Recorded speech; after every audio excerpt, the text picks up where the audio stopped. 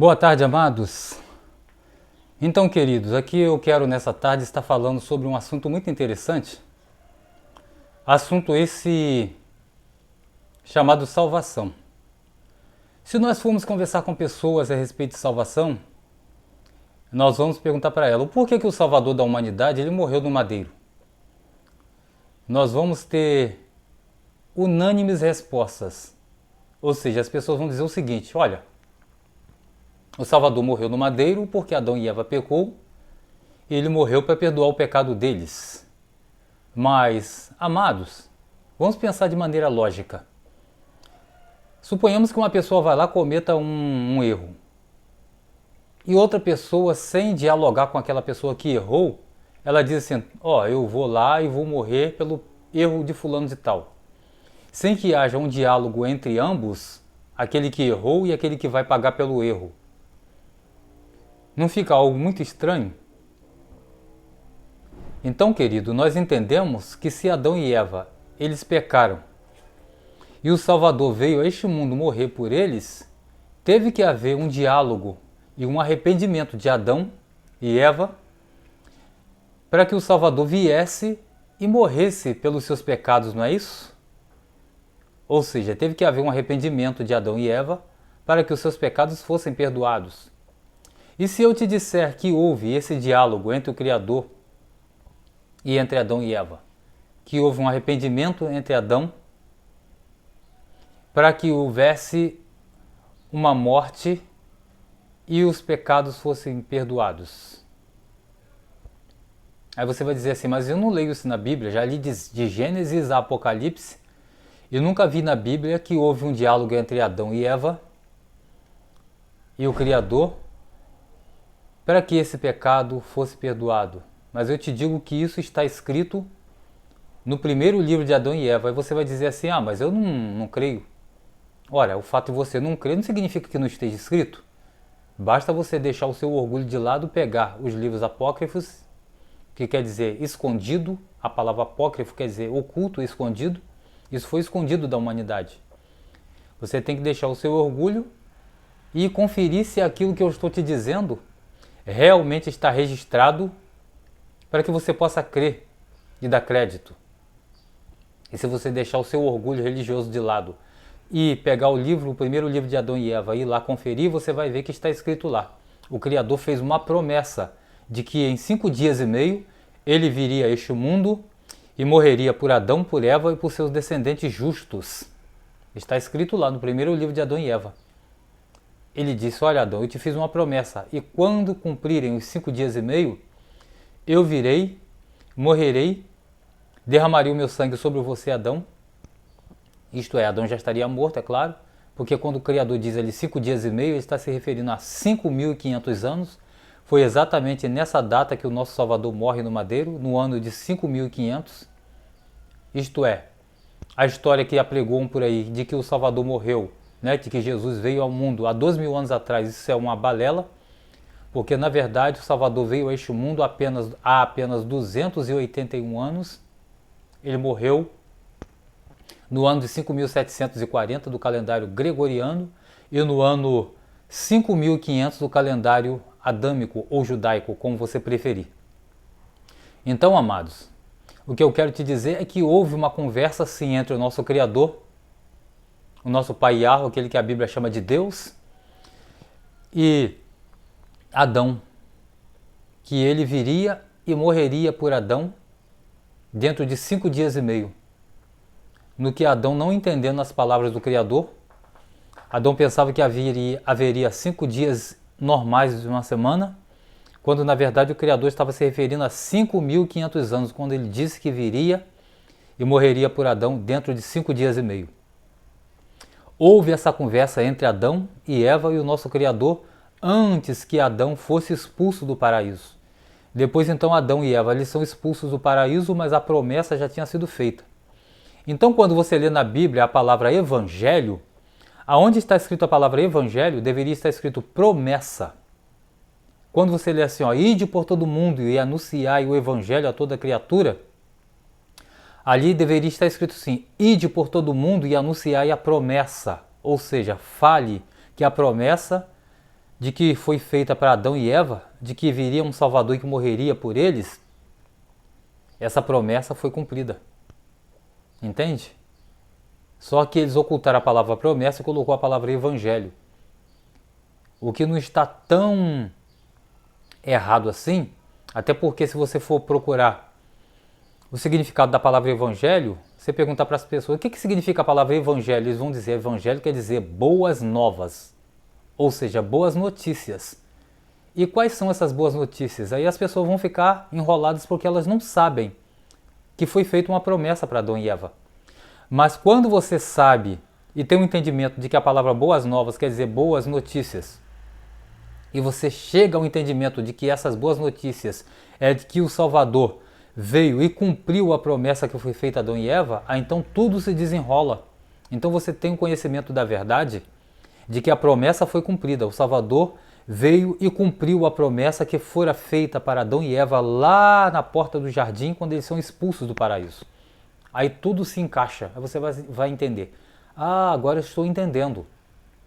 Foi feita uma promessa para Adão e Eva de que o Salvador viria a este mundo, ele morreria, e essa promessa foi cumprida. O Salvador já morreu no ano de 5.500 por nossos pais Adão e Eva. Eles já estão de volta no paraíso. E agora basta eu ser justo, não ser uma pessoa que frequenta um templo religioso, que vá para uma abadia ou que tenha um líder como cobertura espiritual para ser salvo. Não. Basta eu ser justo, conforme está escrito lá no primeiro livro de Adão e Eva. E terei a minha salvação. É simples assim, amado. Entende? Então isso foi ocultado de nós, a humanidade. De que foi feita uma promessa para os nossos pais Adão e Eva, de que o Salvador viria e morreria. Tanto é que está escrito lá no primeiro livro de João, capítulo 3, verso 16, na Bíblia do Almeida. Porque Deus amou o mundo de tal maneira que deu o seu Filho único, unigênito, para que todo aquele que nele crê não pereça, mas tenha vida eterna. Então aquele que nós conhecemos como Deus na Bíblia, que o seu nome é Yahweh, ele amou o mundo de tal maneira que ele não enviou o seu Filho para morrer por um grupo seletivo de pessoas, ele enviou o seu Filho para morrer pela humanidade, por todos os seres humanos.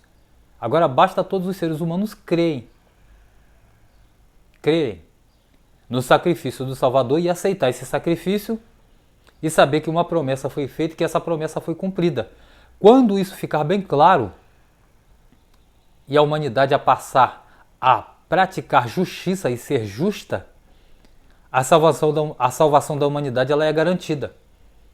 Não frequentar um templo de qualquer segmento, mas crer piamente naquele que morreu por ela no madeiro.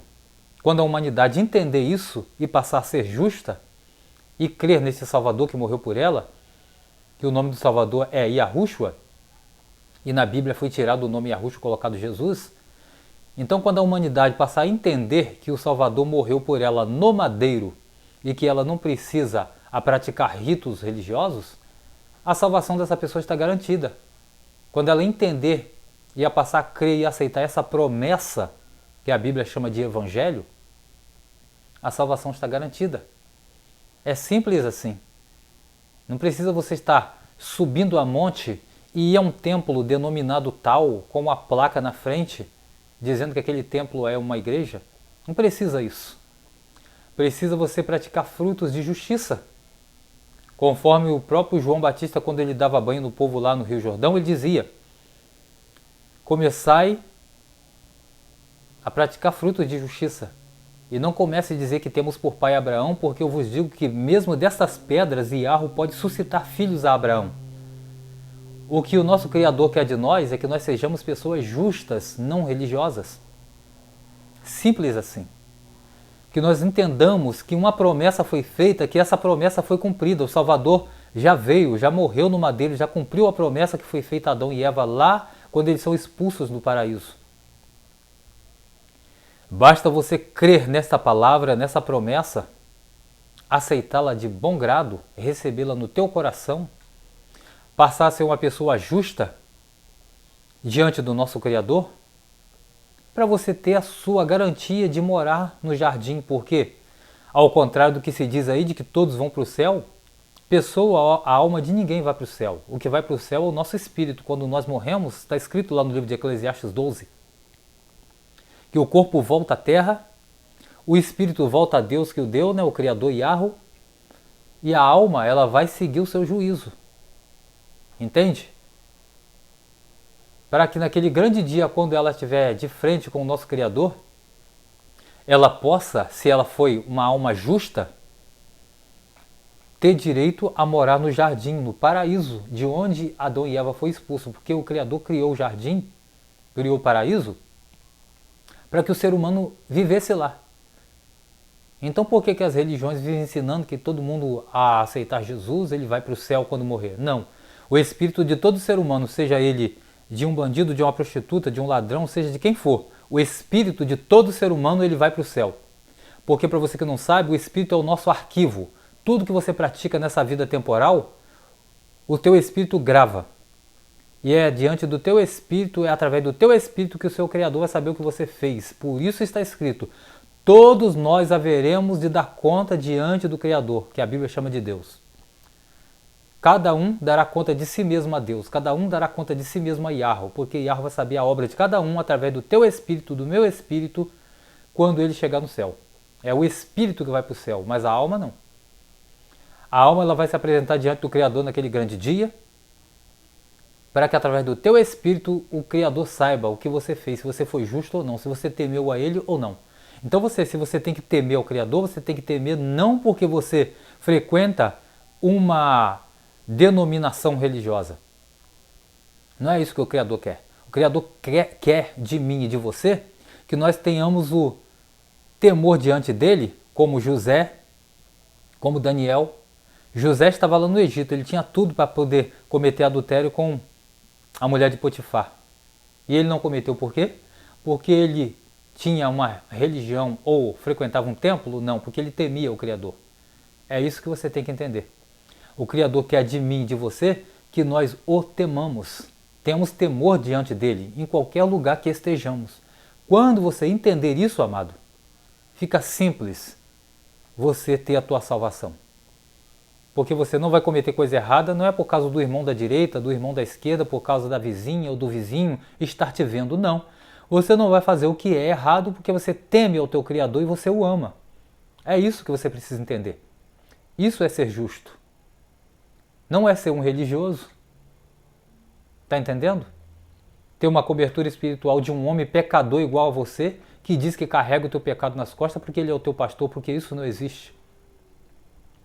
Até porque está escrito, o Senhor é o meu pastor, nada me faltará. Lá no Salmo 23. O Senhor, Yahweh, o nosso Criador, e Yahushua, que a Bíblia chama de Jesus, aquele que morreu no madeiro. Este é o nosso pastor.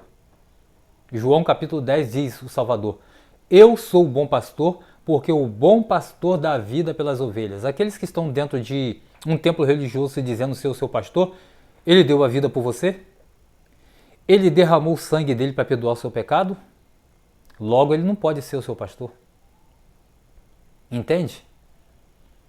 Quando a Bíblia fala de pastor, o único pastor é aquele pastor de João 10, que está escrito, o bom pastor dá vida pelas ovelhas. E se eu conheço alguém que deu a vida pelas ovelhas, o único é Yahushua, que a Bíblia chama de Jesus. Esse é o único.